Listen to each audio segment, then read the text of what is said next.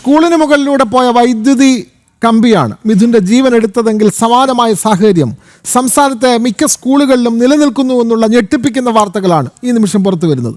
ഇടുക്കി ജില്ലയിൽ നിന്നും സമാനമായ നിലയിൽ സ്കൂളിന് മുകളിലൂടെ വൈദ്യുതി കമ്പി കടന്നു പോകുന്ന ഒരു സാഹചര്യമുണ്ട്. ആ വാർത്തയിലേക്ക് ഞങ്ങൾ കടക്കുകയാണ്. ഇടുക്കി കട്ടപ്പന ട്രൈബൽ LP സ്കൂളിന് ഭീഷണിയായ വൈദ്യുതി ലൈൻ 3 ഫേസ് ലൈനാണ് സ്കൂൾ കെട്ടിടത്തിന് മുകളിലൂടെ കടന്നു പോകുന്നത്. ഈ കെട്ടിടത്തിന് ഫിറ്റ്നസ് സർട്ടിഫിക്കറ്റും ഇതുവരെയായി നൽകിയിട്ടുമില്ല. അപകടാവസ്ഥയിലുള്ള ലൈൻ മാറ്റണമെന്ന മുനിസിപ്പാലിറ്റി വൈദ്യുതി വകുപ്പിനോട് ആവശ്യപ്പെട്ടിട്ടില്ല എന്നും ആരോപണമുണ്ട്. വിവരങ്ങളുമായി സുബിൻ തോമസ് ചേരുന്നു. സുബിൻ, ഈ കാഴ്ചകളൊക്കെ കാണുമ്പോൾ നമ്മെ ഭയപ്പെടുത്തുന്നു. കാരണം തേവലക്കര സ്കൂളിലുണ്ടായ സംഭവം അത് നമ്മുടെ മനസ്സിൽ നിന്നും മാഞ്ഞിട്ടില്ല. മിഥുൻ്റെ ചേതനയറ്റ ശരീരം, മൃതദേഹം ആ സ്കൂളിൽ ഇപ്പോൾ പൊതുദർശനത്തിന് വെച്ചിരിക്കുന്നു. അപ്പോഴാണ് സമാനമായ സാഹചര്യം ഇടുക്കി കട്ടപ്പനയിലെ ഒരു LP സ്കൂൾ അനുഭവിക്കുന്നു. സ്കൂളിന് മുകളിലൂടെ വൈദ്യുതി ലൈൻ കടന്നു പോകുന്നു.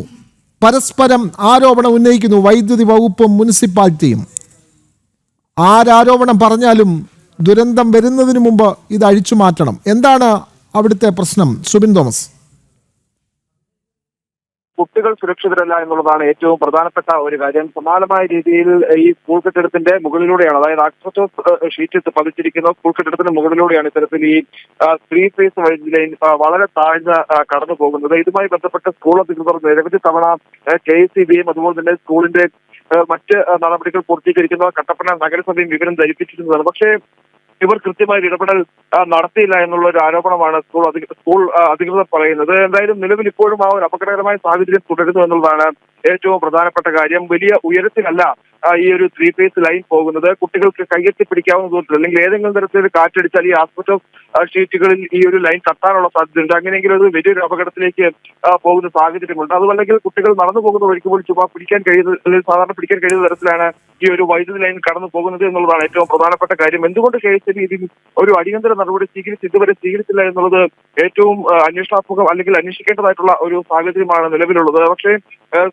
നഗരസഭയും ഇതിന് വേണ്ട ഒരു കൃത്യമായ ഇടപെടൽ നടത്തിയില്ല എന്നുള്ളതാണ് ഏറ്റവും പ്രധാനപ്പെട്ട കാര്യം. പലപ്പോഴും ഈ പരാതികൾ അവഗണിക്കുന്ന ഒരു സാഹചര്യമാണ് KECBയും അതുപോലെ തന്നെ നഗരസഭയും ചെയ്യുന്നത് എന്നും ഈ സ്കൂളുമായി ബന്ധപ്പെട്ട് നിൽക്കുന്ന ആളുകൾ പറയുന്നു.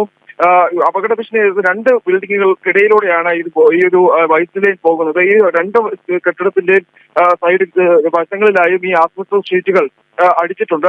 അതാണ് ഈ ഒരു അപകടത്തിന് അല്ലെങ്കിൽ അപകടം ഉണ്ടാക്കാനുള്ള സാധ്യത ഉണ്ടാക്കുന്നത് എന്നുള്ളതാണ് ഏറ്റവും പ്രധാനപ്പെട്ട കാര്യം. അതോടൊപ്പം തന്നെ പറയേണ്ട മറ്റൊരു കാര്യം എന്നുള്ളത് ഈ സ്കൂളിന്റെ ഒരു കെട്ടിടം, അതായത് 2016 നിർമ്മാണം പൂർത്തീകരിച്ചൊരു കെട്ടിടമുണ്ട് ഈ സ്കൂളിന്. ആ സ്കൂളിന്റെ കെട്ടിടത്തിന്റെ പിൻഭാഗം, അതായത് ഹയർ സെക്കൻഡറി വിഭാഗം പ്രവർത്തിക്കുന്നതാണ്. 6 ഡിവിഷനുകളാണ് പ്രവർത്തിക്കുന്നത്. ഏകദേശം 300 കുട്ടികൾ ഇവിടെ പഠിക്കുന്നുണ്ട്. ഈ കെട്ടിടത്തിന്റെ പിൻഭാഗം കഴിഞ്ഞ 2018 മണ്ണിടിച്ചിലിൽ വലിയ മണ്ണിടിച്ചിലുണ്ടാവുകയും ഈ കെട്ടിടത്തിന്റെ പിൻഭാഗത്തായി മണ്ണ് കൂടിക്കിടക്കുന്ന ഒരു സാഹചര്യമുണ്ട്. കൂടാതെ ഒരു വലിയ പാറക്കല്ലുകളും മരങ്ങളും എല്ലാം തന്നെ അപകട ഭീഷണി ഉയർത്തി നിൽക്കുകയും ചെയ്യുന്നുണ്ട്.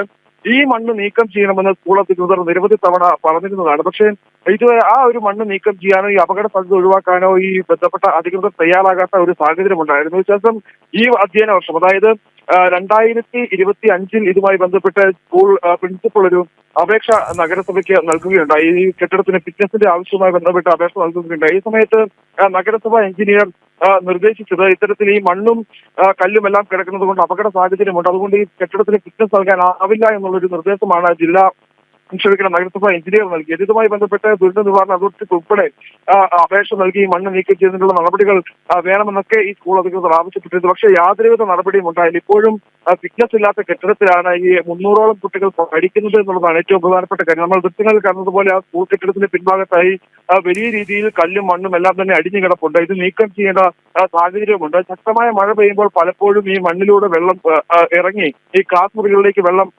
എത്തുന്ന ഒരു സാഹചര്യമുണ്ട്. നിലവിൽ അത്തരത്തിൽ ഈ വെള്ളം എത്തുന്ന സാഹചര്യം ഉണ്ടാകുമ്പോൾ പോലും വിദ്യാർത്ഥികളെ അവിടെ നിന്ന് മറ്റ് LP സ്കൂളിന്റെ കെട്ടിടത്തിലേക്കൊക്കെ മാറ്റിയിരുത്തിയാണ് ഈ ഒരു അധ്യയനം നടത്തുന്നത്. ഇതുമായി ബന്ധപ്പെട്ട് ഈ ഫിറ്റ്നസ് ഇല്ലാത്ത കെട്ടിടത്തിൽ ഈ കുട്ടികളെ ഇരുത്തി പഠിപ്പിക്കുന്നതുമായി ബന്ധപ്പെട്ട് ഒരു നിർദ്ദേശം ഇതുവരെ സ്കൂൾ അധികൃതർക്ക് ലഭിച്ചിട്ടില്ല എന്നുള്ളതാണ് അധികൃതർ വ്യക്തമാക്കുന്നത്. നിരവധി തവണ ഇതുമായി ബന്ധപ്പെട്ട പരാതി നൽകിയിരുന്നതാണ്. പക്ഷെ അതിന് കൃത്യമായ ഇടപെടൽ ഉണ്ടാകുന്നില്ല. അത്തരത്തിൽ കുട്ടികളുടെ ജീവൻ പണയം വെച്ചുകൊണ്ട് ഈ ഒരു ഗവൺമെന്റ് സ്കൂളിൽ, കട്ടപ്പനയിലെ ഗവൺമെന്റ് ട്രൈബൽ ഹൈസ്കൂളിൽ ഈ ഒരു അധ്യയനം നടക്കുന്നു എന്നുള്ളതാണ് ഏറ്റവും ഞെട്ടിക്കുന്ന കാര്യം.